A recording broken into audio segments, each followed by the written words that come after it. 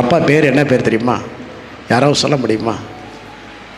அப்போஸ்தலர் நடவடிக்கைகள் 5ஆவது அதிகாரத்தில் அவர் பேர் என்னன்னு சொல்லி அப்படி சொன்னோடனே சொல்லியிருக்கலாம்ல, சொன்னோடனே சொல்லியிருக்கலாம்ல. அப்போஸ்தலர் நடவடிக்கைகள் 5ஆவது அதிகாரம்னா அவர் பேர் என்னன்னு சொல்லியிருக்கணும்ல. அவர் நன்மை செய்கிறவராகவே சுற்றி திரிகிறவர். சொல்லுங்க, யாருக்காவது ஒருத்தருக்கு நாம் ஏன் வாய்க்கால இருக்கக்கூடாது? செவப்படுங்களேன். உங்கள் வழியை செவப்பட்டால் இன்னொருத்தர் அதில் நடப்பான், இன்னொருத்தருக்கு அது நீர் பாய்ச்சப்படும். வேதம் சொல்லுது, நீர் பாய்ச்சுகிறவனுக்கு நீர் பாய்ச்சப்படும், கொடுக்கிறவனுக்கு கொடுக்கப்படும். கொடுக்கிறதுனாலே நிறைய பேருக்கு ரொம்ப கஷ்டம், ரொம்ப கஷ்டம். திருச்சபைக்கு கொடுக்கறதுங்கிறது ஒரு மிகப்பெரிய ஒரு பங்கு. நான் சபை கொடுக்கறத பற்றி பேசுகிறதே கிடையாது. இன்றைக்கி ஒரு 5 நிமிஷம் நின்றுட்டு போகட்டுமா? Price card. சபைக்கு கொடுக்கணுங்கிறது எப்படி ஒரு தாய்க்கும் ஒரு கருவில் இருக்கிற குழந்தைக்கும் இடையில ஒரு சின்ன கண்ணுக்கு தெரியாத ஒரு மெல்லிசான வயர் போன ஒரு சின்ன ஒரு தொப்புள் கொடி ஒன்று இருக்கும். கண்ணுக்கு தெரியும், வெளியே வந்தோடனே தெரியும். அது சின்னதாக மயிர் இலையில் ஆரம்பித்து தான் பெருசாக உருவாகும். அதுக்குள்ளே ஒரு ரத்த சப்ளை ஆகும். அந்த ரத்த சப்ளை ஆகித்தான் அந்த குழந்தை வளரும். அந்த குடை துண்டிக்கப்பட்டால் அந்த குழந்தை வளருமா? எத்தனை பேருக்கு விளங்குது? எந்த கருவாவது வயிற்றில் இருக்கும்போது அந்த அம்மா மூலமாக சாப்பாடு ஊட்டப்படலைன்னா அந்த குழந்தை வளருமா? கிறிஸ்துவுக்குள் நம்மை பெற்றெடுத்திருக்கிற தேவன், நான் அடிக்கடி சொல்லுவேன், நம்ம தாய் நம்ம அம்மா சிந்தின ரத்தம் கொஞ்சம் ரத்தம், ஆனால் அதுவே விளையாட பெற்ற ரத்தம். தாயுடைய அன்புக்கு எதையும் ஈடுபடுத்த முடியாத அளவுக்கு அவங்க நமக்காக ரத்தத்தை சிந்தி எடுத்து தான் நம்மளை பெற்றெடுத்திருக்கிறாங்க. ஆனால் அந்த இரத்தத்தை விட விலையேற பெற்ற ரத்தம் நம்முடைய ஆண்டவர் நமக்காக சிந்தின ரத்தம். உங்களுக்கும் எனக்கும் அவர் தம் ஜீவனை கொடுத்து மொத்த ரத்தத்தையும் சிந்தினார். என்ன பண்ணோம் சொல்லுங்க? எங்க சபை அப்படின்னா உங்க சபைங்கிறதுக்கு என்ன தொடர்பு இருக்குது? லிங்க் ஏதாவது இருக்கா? என்ன லிங்க் இருக்கு? ஒரு தாய்க்கும் ஒரு குழந்தைக்கும் ஒரு லிங்க், தொப்புள் கொடி லிங்க் இருக்கிறது மாதிரி ஒரு லிங்க் இருக்குதா?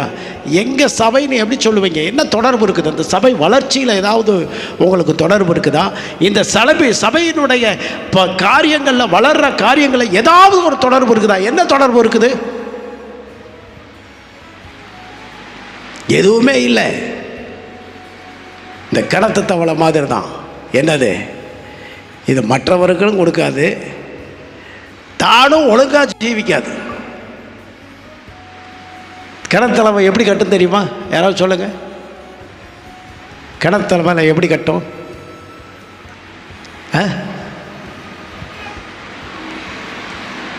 கிணத்து தவளையை பார்த்துருக்கீங்களா? அது எப்போ பார்த்தாலும் எனக்கும் டனக்கு டனக்கு டனக்கு டனக்குன்னு கத்திக்கிட்டே இருக்கும். எனக்குன்னு தான் கத்திக்கிட்டே இருக்கும். எப்போ பார்த்தாலும் அப்படியே தான் கத்திக்கிட்டு இருக்கும். கடைசியில் உனக்கு தான் ரெடியாக இருக்கும். பாருங்க, ரெடியாக இருக்கும். இந்த லிங்க்கு சபை வளர்ச்சியில் என்ன லிங்க் இருக்கு? அந்த சபைக்கு உனக்கு இடையான தொப்புள் கொடி உறவு அப்படிங்கிறது தேவன் வச்சிருக்கிற ஒரு தொப்புள் கொடி உறவு என்ன அப்படின்னா, நாம் சம்பாதிக்கிற ஒரு பங்கில் தேவனுடைய நாம வளர்ச்சிக்காக, இந்த ஊழிய வளர்ச்சிக்காக இன்னும் சபை கட்டப்படணும், இன்னும் நிறைய காரியங்களை செய்யணும், இன்னும் சபையில் பெரிய பெரிய மாற்றங்கள்லாம் உருவாகணும், தரிசனங்கள் விரிவுபடுத்த போகணும், பரலோகத்தில் இருக்கிற திட்டமெல்லாம் செய்யப்படுறதுக்கு நானும் எனக்கு உரிய அந்த தரிசனத்திற்குள் இணைக்கப்பட்டிருக்கிறேங்கிறதுக்கு அடையாளமாக தான் நாம் இந்த சபைக்கு நமக்கு கொடுத்த சம்பளத்தில் கொடுக்கணும். நான் அடிக்கடி சொல்லுவேன், கடன் வாங்கி கொடுக்கறது மிகப்பெரிய முட்டாள்தனம். இதை கொடுக்கறத பற்றி நிறைய பேர் சொல்லுவாங்க, இந்த கழுத்தில் போடுறத அவுத்து போடு, அது பேராசை. அது போடணுங்கிறத அது யாருக்கு சொல்லி போட வேண்டிய அவசியம் கிடையாது. அது அவங்களே போடுவாங்க. அது அவங்களுக்குரியது, அவங்களுக்கும் தேவனுக்குரிய காரியம். ஒரு பாஸ்ட் பார்த்த உடனே நெக்லஸை பார்த்த உடனே பரவாயில்லையம்மா நல்லா இருக்குதே, அது காணிக்கப்பட்டியில் போட்டு போனாராம். ஏன் அந்த அம்மா கழுத்தில் போட்டிருந்தா நல்லா இல்லையா? அது காணிக்கப்பட்டியில் போட்டால் தான் நல்லா இருக்குமா? இச்சையாது இருப்பாயாகன்னு பிரசங்கம் பண்ணுற நானே அந்த நெக்லஸை இச்சிருந்ததுனால தான் அதை வந்து காணிக்கப்பட்டியில் போட்டு போன்னு சொல்கிறேன். இன்னும் இப்போ என்ன அவன் சொல்லணும், கொஞ்சம் பெரிய நெக்லஸாக வாங்கி போடுமா, நல்ல என்ன நெக்லஸாக ஒரு ஆசீர்வதி ப்ளஸ் பண்ண ஸ்தோத்திரம். அல்லேலூயா. அது அங்கே தப்பு நடக்கும், அது தவறு. ஒரு சபை வளர்ச்சிக்குள்ள தேவனுடைய ஜனங்கள் எப்படி இருக்கணும் அப்படின்னா தங்களை இணைச்சிக்கணும். நான் நல்லா பார்க்குறேன், கொடுக்கிறவர்களுடைய வாழ்க்கை உயர்ந்து கொண்டே போகுது, உயர்ந்து கொண்டே போகுது. அவங்க கொஞ்சம் தான் சம்பளம் வாங்குறாங்க, ஆனால் நிம்மதியாக சமாதானமாக ஆசீர்வாதமாக இருந்துக்கிட்டே இருக்கிறாங்க. ஆனால் கொடுக்காதவர்களுடைய வாழ்க்கையெல்லாம் நான் கவனிக்கிறேன், இந்த ஸ்பீடாக போகுதுங்க. போய் ஒரு மலை பாறையில் போய் முட்டிக்கிட்டு நிற்கிது.